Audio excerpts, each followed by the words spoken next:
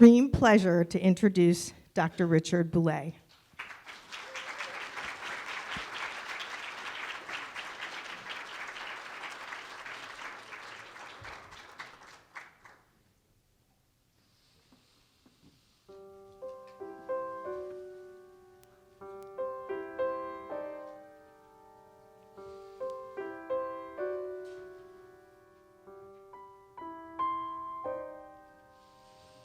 Here I sit all alone, trying to figure out who I am. Here I sit with a choice to make, and the only person on my mind is Christopher Columbus.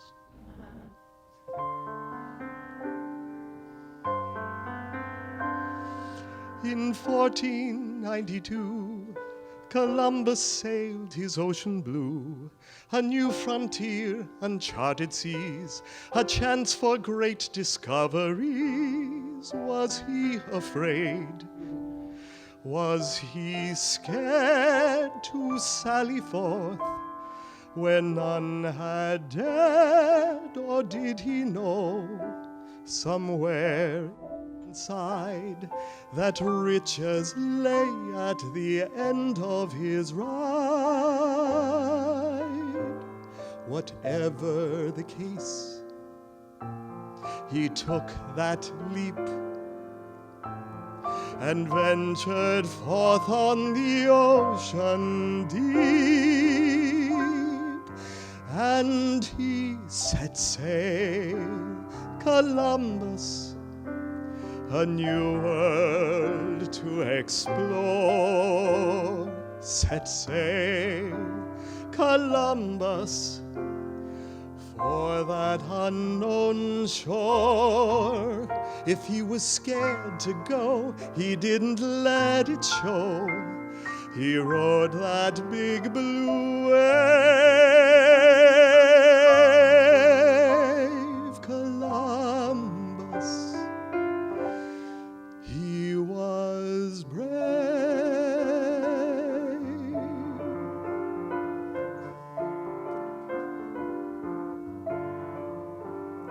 In 1969, the moon became our Valentine, a new frontier, uncharted skies, a chance for us to fantasize. Is there life? Tell us, please, or is it one big chunk of cheese? Can we breathe? Is there air? What surprises await us there? Whatever the risks, whatever the case, we ventured forth into outer space, and we set sail, Apollo, a new world to explore. Set sail, Apollo, for that unknown shore. If we were scared to go, we didn't let it show. We rode that starry wave, Apollo, that was brave. Apollo, Columbus, charged the skies, tamed the sea. Apollo, Columbus, please lend your sense of adventure to me.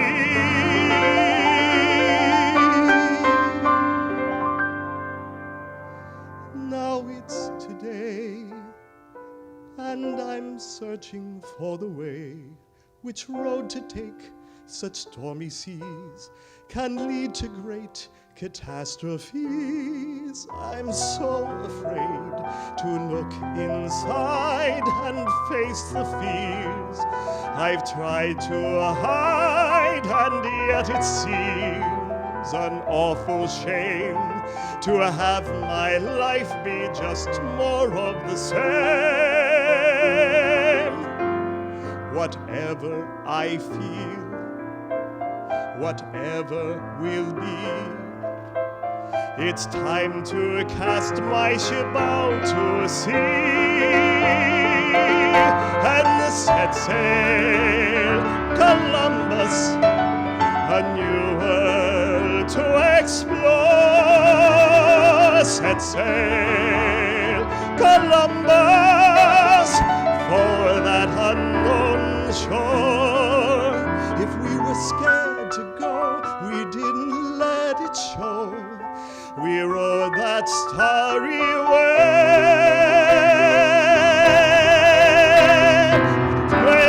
Let me be brave. Set sail, set sail, set sail.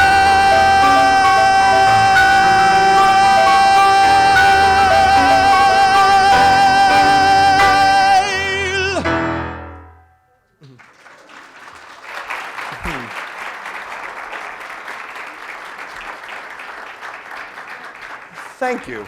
Thank you so much. I think that's a really good place to start. I call that a journey song. Let me see if I can get this to work. We're not moving forward.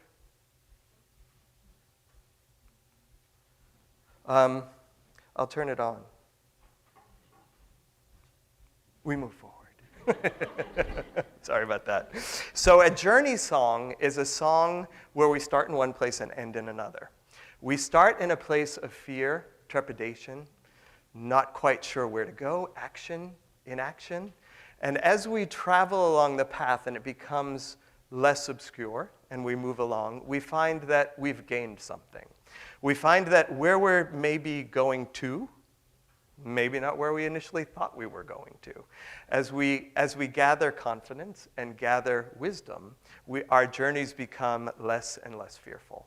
And I think that is a great place to start in an event like this because cancer survivors and their caregivers fully understand the journey. We know what moving ahead through cancer survivorship feels and looks like, but we very rarely take time to kind of look back and see where our paths have begun. So tonight, we have a chance to do that. We have a chance to look at our actions, maybe our inactions, maybe our fears and how we've conquered them, maybe finding what's ahead of us looks even more fearful. And as we gather strength and gather our wisdom, we can share it with others. So that is where tonight's journey, that's where we all meet. The intersection of all our journeys will happen today. It will likely be the only time that does happen. So it is a wonderful time to share your lessons. And we have a whole bunch of ways to do that. In front of you, you have little cards. They look like remote controls. I guarantee you they do not mute your spouse. They do not change your channel, so please leave them for us at the end of the day. We can use those, and there'll be several prompts that we'll go through and find out kind of who we are and what our thoughts are. Additionally, Lenore has a microphone in the back. Lenore will go around, and this room is fairly small. We can usually, people can usually speak and be heard, but if you need it, she will be happy to come over and talk to you. So before we begin, let's talk a little bit about who we are. I thank Lenore for that wonderful introduction. Sometimes I wonder, such as now, why I do these things, and the reason is because I have to. The journeys that we share together, for me, are so powerful that I need to help facilitate and share those lessons. As usual, I take a bevy of really, really super talented people around me to make this happen because trust me, it's really good to travel with people who are way more talented than you. Jon Kost yesterday fixed the whole audio response system, which crashed about 15 minutes before the play. So I'm thanking him. John Richardson, who is the director of traditional worship at First Presbyterian Church in Allentown, is just an amazing pianist. Thank you for starting that.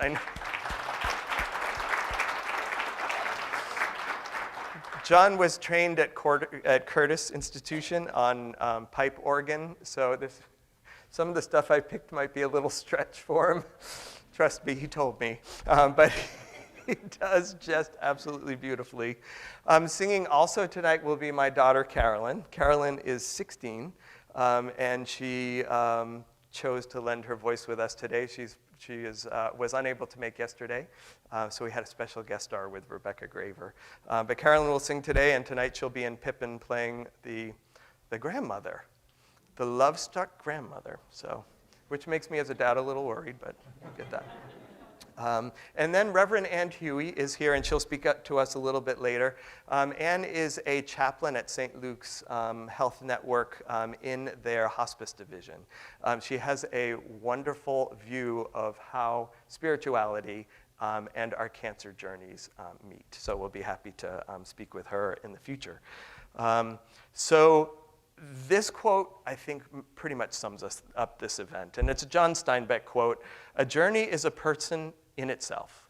No two are alike, and all plans, safeguards, policing, and coercion are fruitless. We find that after years of struggle, that we do not take the trip takes us. So let's embark." So let's just discuss who we are today, and these are ways to get to use your audience response buzzers. There are numbers on them, 1 to 9, I believe. I think we'll only be using up to 4 today. And just let us know who you are. Are you a cancer survivor or a cancer caregiver? And we'll define these because the definitions of these are not, you'd think they'd be obvious, but they're not. So cancer survivors are anyone with a diagnosis who are surviving. So if you were diagnosed yesterday, or if you were diagnosed 100 years ago, you are still a cancer survivor. Cancer caregivers are those who've directly helped care for them. So you don't have to be the primary caregiver, just someone who is involved in that journey. And as you push your buttons, this will tabulate, and it tells me who's pushing, because there's only 25 people who pushed so far, and I count 100. And some of you, they may not be referable. So if you haven't participated in this at all, you don't need to vote. But it just makes a nice way to kind of figure out who we are. So we're up to about 60 now, so let's see what we got. So, bigger numbers than yesterday. So 60-40. So 40% are cancer survivors, and 60% are cancer caregivers. And so we all have unique visions of not only our private journeys, but how we've taken that role on, and we'll talk a little bit about that later. So let's go back to how old we are. I've lumped this in very, very easy ways, because when I first said this, I'm like, how am I going to do this and make people not feel bad, like me, about myself? So the first one is really easy. It starts with a T. So 20s and 30s.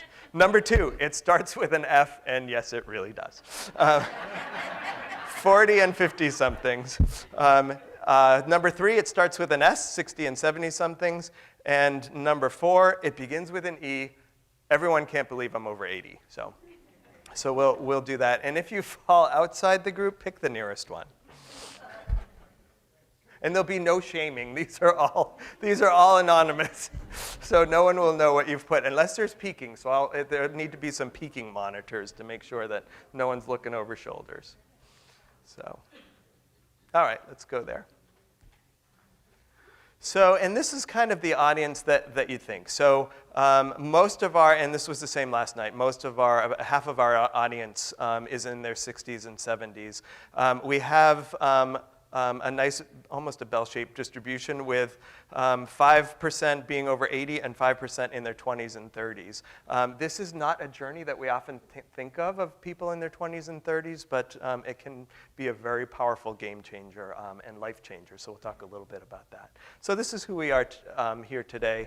And then a big question, because the ways that we approach this and how we are dealing with it are oftentimes related to the time frame from original diagnosis. So those who've been cancer survivors for less than a year, push number 1. Between 2 and 5 years, number 2. Between 6 and 10, 3. And greater than 10 years, 5. Greater than 10 years, 4. Sorry, there's no 5. And these are interesting demographics, because if you think about it, the first year people are mostly in treatment. They're mostly people who are just kind of letting their diagnosis sink in, and they are kind of at the beginning of this journey, fearful and feeling unsupported, not knowing which way to act or not act, and it's a very discombobulating time.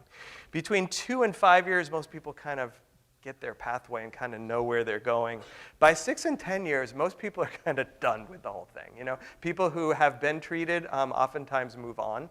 People who are still in treatment, kind of, they are the 2 and 3 categories blur. Greater than 10 years, they got it figured out. They have been there. So about a third. I usually think that we're going to see most people in the 2 to 5 year groups, because those are people who are actively searching, and they're trying to figure out where their place is and how their cancer diagnosis is kind of fitting in with who they are becoming. By 10 years, most people are like, been there, done that. And the same with 5 years. Now, our data and the way we describe things, and as it comes out in newspapers, can be a little bit misleading. So we'll oftentimes talk about 5-year survivors. And when we talk about 5-year survivors, we're simply saying that at that point in time, 5 years after the diagnosis, this person is in this condition. And extrapolating afterward, because I've heard people say, well, you know, only so many people live 5 years. And then they think somehow that that's the end. But most people who are going 5 years actually kind of keep going. So do very, very well. If there are cancer survivors who are beyond 5 years, I would wonder if you'd be able to stand so we could honor you and your journey. I see a few. I see a lot.